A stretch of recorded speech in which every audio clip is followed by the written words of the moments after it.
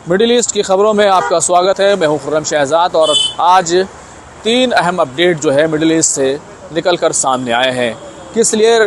Donald Trump अमेरिकी राष्ट्रपति ने हमास को एक बार फिर से धमकी दी है कि वो सीज़ फायर समझौते पर जल्द से जल्द अमल करे वरना उस पर हमला कर दिया जाएगा। तो दूसरी तरफ जो मिस्र है उसकी एक टेक्निकल टीम को गाज़ा में एंट्री मिली है और यह एंट्री इजराइल की तरफ से दी गई है और ये एंट्री क्यों मिली इस पर भी बात करेंगे। और तीसरी जो सबसे बड़ी और अहम खबर है गाज़ा के पुनर्निर्माण को लेकर, उसकी तामीर नौ को लेकर, रिबिल्ड करने को लेकर गाज़ा के मामले में 3 इस्लामिक देश सऊदी अरब, कतर, यूएई क्यों आमने सामने आ गए हैं। मैं हूं खुर्रम शहजाद और आप देख रहे हैं न्यूज़ 18 का डिजिटल प्लेटफॉर्म। सबसे पहले बात करते हैं कि सीज़ फायर को लेकर जिस तरीके से एक शर्त रखी गई थी कि हमास को न सिर्फ तमाम होस्टेजेस को लौटाना है बल्कि जो होस्टेजेस मारे गए हैं उनकी जो लाशें हैं, उनके जो कुछ तमाम चीज़ें जो उनके बाक़ियात हैं वो तमाम चीज़ों को भी लौटाना है। अब हमास पर ये आरोप लग रहा है कि हमास 10 से 12 लाशों को लौटा सकता है क्योंकि जो होस्टेज ज़िंदा थे उनको पहले ही वो लौटा चुका है, लेकिन जो लाशें हैं उनको लौटा सकता है लेकिन वो उसमें देरी कर रहा है। दूसरी तरफ हमास का ये कहना है कि उनकी लाशों को तलाश करना बहुत मुश्किल काम है और इसीलिए इस पूरे मामले में देरी हो रही है। अब इस पूरे मामले को लेकर अमेरिकी प्रेसिडेंट डोनाल्ड ट्रंप की तरफ से एक बार फिर हमास को धमकी दी गई है कि हमास बहानेबाजी बंद करे और जल्द से जल्द 48 घंटों के अंदर वो लाशों को लौटाने का काम करे। इस पूरी बयानबाजी के बीच जो मिस्र की टेक्निकल टीम है उसको गाज़ा में इजराइल की तरफ से जाने के लिए एंट्री मिली है और ये तमाम जो टेक्निकल टीम को बेंजामिन नेतन्याहू, इजराइल के जो प्रधानमंत्री हैं, उनकी ज़ाती रजामंदी के ज़रिए से ये परमिशन दी गई है। टेक्निकल टीम गाज़ा पहुंची है और गाज़ा पहुंचकर उन तमाम लाशों को तलाशने का काम जो है वो करेगी। तो ये तमाम घटनाक्रम जो है निकल कर सामने आ रहा है। तो तीसरा जो सबसे बड़ा मामला है कि गाज़ा का पुनर्निर्माण कैसे हो, उसको लेकर 3 इस्लामिक देश यूएई, सऊदी अरब और कतर ये आमने सामने हैं। कतर की तरफ से ये कहा जा रहा है कि गाज़ा में क्योंकि सीज़ फायर हो चुका है, अब तुरंत जो है वहाँ पर एड्स जो इमदादी राहत रसानी का जो काम है वो तुरंत जो है उसको शुरू किया जाना चाहिए और गाज़ा के पुनर्निर्माण यानी कि उसकी तामीर नौ का काम भी जो है तुरंत शुरू होना चाहिए। लेकिन इस पूरे मामले में इजराइल की जो पसंद है वो 2 देश हैं और वो 2 देश हैं सऊदी अरब और यूएई।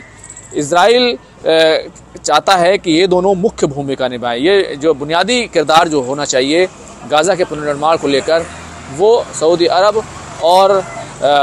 यूएई का होना चाहिए, लेकिन कतर का क्योंकि इस पूरे मामले में एक अहम रोल रहा है और सीज़ फायर कराने में उसने तमाम तरह की बातचीत में अहम किरदार अदा किया है, इसलिए कतर की बात भी जो है वो काफ़ी अहम है क्योंकि अमेरिका के ज़रिए से कतर को ही ये जिम्मेदारी दी गई थी कि वो इस मामले में अहम किरदार जो है वो निभाए। दूसरी तरफ यूएई और सऊदी अरब का कहना यह है कि सबसे पहले जो काम होना चाहिए वो हमास के हथियार डालने का काम होना चाहिए, क्योंकि अगर हमास हथियार नहीं डालता है और वो लाखों करोड़ों रुपए डॉलर का अगर वहाँ पर निवेश करेंगे, वहाँ पर वो पैसा लगाएंगे तो कभी भी जंग शुरू हो सकती है। तो इस बात को लेकर वो खतरे में जो है इस बात को अपने नहीं वो डाल सकते, इसलिए पहला काम जो होना चाहिए वो हमास को हथियार डालने होंगे और किसी दूसरे को कंट्रोल जो है वो ले लेना चाहिए, चाहे गाज़ा पट्टी में जो महमूद अब्बास हैं वो कंट्रोल संभालें या फिर किसी दूसरे ग्रुप को दिया जाए, ताकि जो लड़ाई और जंग की जो आशंका और अंदेशा है वो कम से कम जो है वो नहीं रहना चाहिए। हम अपने करोड़ों रुपए जो है वो गाज़ा में सिर्फ इसलिए नहीं लगा सकते क्योंकि वहाँ पर ख़तरा बना हुआ है और जब तक ये ख़तरा रहेगा तब तक हम ये काम नहीं करेंगे। इसके अलावा यूएई की तरफ से भी एक दूसरी बड़ी बात जो है वो ये कही गई है कि इंटरनेशनल सिक्योरिटी फोर्सेस जो हैं वो गाज़ा को कंट्रोल ले लें और उनको वहाँ पर लगा दिया जाना चाहिए। यूएई ने कहा है कि वो इसमें अहम भूमिका निभाने के लिए तैयार है। तो अगर इस पूरे मामले को देखें तो एक तरफ क्योंकि कतर के हमास के साथ काफ़ी करीबी रिश्ते रहे हैं तो कहीं ना कहीं कतर की एक बड़ी भूमिका, एक बड़ा किरदार जो है इस पूरे मामले में मौजूद है। अब ये तीनों देश जो है आमने सामने हैं और अपने अपने तरीके से ये चाहते हैं कि इसमें काम जो है फ़ौरन शुरू होने जाना चाहिए, क्योंकि गाज़ा में अगर कतर का कहना ये है कि अगर देरी की गई तो वहाँ पर मानवीय संकट जो है वो काफ़ी जो है गहरा सकता है और उससे जो है और भी हालात जो है ख़राब हो सकते हैं। इसलिए बुनियादी काम यानी हेल्थ का इशू है या फिर वहाँ पर जो आम ज़रूरतों के लिए पानी है, ये तमाम चीज़ों के पर जो है फ़ौरन जो है उस पर काम शुरू होना चाहिए। लेकिन जो इज़राइल की पसंद है वो UAE और सऊदी अरब हैं, लेकिन वो इस बात से इनकार कर रहे हैं जब तक हमास हथियार नहीं डालेगा तब तक वो आगे नहीं बढ़ेंगे। और ये शर्त आप जानते हैं कि ये शर्त इज़राइल की तरफ से लगाई गई थी और इज़राइल को ये बात पसंद है, इसलिए दोनों देश जो है वो इज़राइल की पसंद बने हुए हैं। हालांकि जब हमने आपको इससे पहले ही बताया था, इंटरनेशनल सिक्योरिटी फोर्सेस में जो वहाँ पर गाज़ा में जाकर कंट्रोल संभालेंगी और इज़राइल अपनी फ़ौजों को यानी IDF को पीछे ले लेगा। उसमें तुर्की का नाम था, इंडोनेशिया का नाम था, ब्रिटेन ने भी कहा था वो भी ऑफिसर्स भेजेगा और इस पूरे मामले की निगरानी वो कराएगा। लेकिन अब ये तीन जो इस्लामिक कंट्रीज़ हैं ये आपस में भिड़ते हुए दिखाई दे रहे हैं और अपना अपना प्लान जो है शर्तें पेश कर रहे हैं कि इस तरीके से ये काम होना चाहिए। एक तरफ कतर है जो तुरंत तमाम चीज़ों को करना चाहता है, तो दूसरे सऊदी अरब और UAE जो हैं वो इसमें अलग तरह की अड़चनें लगाने में लगे हुए हैं और उनकी अपनी मजबूरी है। जाहिर सी बात है अगर जंग होगी तो उनके हज़ारों करोड़ों डॉलर जो है और उनका जो रियाल है, पैसा है, वो सब बर्बाद हो जाएगा, क्योंकि इज़राइल की तरफ से कभी भी ड्रोन हमले हो सकते हैं, कभी भी एयर स्ट्राइक हो सकती है, कभी भी जंग जो है वो शुरू हो सकती है। इसलिए अपना पैसा लगाने के लिए तैयार नहीं है। कुल मिलाकर अभी भी इस पूरे इलाके में जंग का एक ख़तरा बना हुआ है, क्योंकि हमास तमाम कोशिशों के बावजूद, तमाम चीज़ों के बावजूद अभी भी जो हॉस्टेजेस हैं जो मारे गए थे उनको कहाँ दफनाया गया, उनकी लाशें कहाँ हैं, अभी भी बहुत सारे लोगों की लाशें नहीं लौटा सका है। यही वजह है कि अभी भी इस सीज़ फायर को के टूटने का ख़तरा, अंदेशा बना हुआ है। हालांकि अमेरिका की पूरी कोशिश है कि वो इज़राइल को काबू में रखे। सबसे पहले मार्को रूबियो को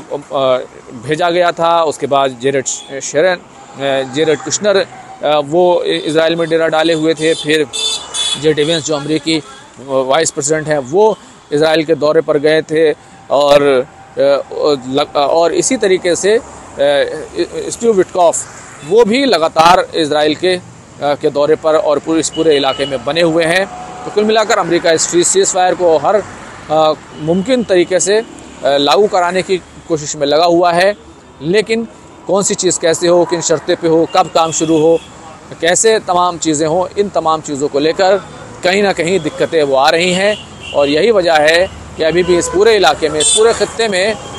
इज़राइल की तरफ से कभी भी एयर स्ट्राइक हो जाती है, कभी भी कोई हमला हो जाता है, कहीं बम फूट जाता है। बहरहाल अभी भी यहाँ पर जंग का ख़तरा बना हुआ है। आप इस पूरे मामले को लेकर क्या सोचते हैं कि डोनाल्ड ट्रंप की भूमिका कितनी अहम है और इज़राइल क्या वाकई फ़लस्तीन जैसे देश को, इंटरनेशनल सिक्योरिटी फोर्सेस को वो अपने यहाँ लाने के लिए, अपने इस इलाके में उनको तैनात कराने के लिए मान गया है, तो क्या वाकई वो इस पर अमल भी करेगा या फिर ऐसा कोई प्लान लेकर आएगा जैसा वो प्लान अपनी संसद में लेकर आया है कि वेस्ट बैंक के काफ़ी बड़े हिस्से को इज़राइल के अंदर उसका एक्सेशन कर लिया जाए, उसका विलय कर लिया जाए। तो एक बड़ा सवाल जो है वो ये है कि आप इस पूरे मामले को कैसे देखते हैं, इस पर कमेंट ज़रूर कर दीजिएगा। खुर्रम शहजाद, न्यूज़ 18 दिल्ली।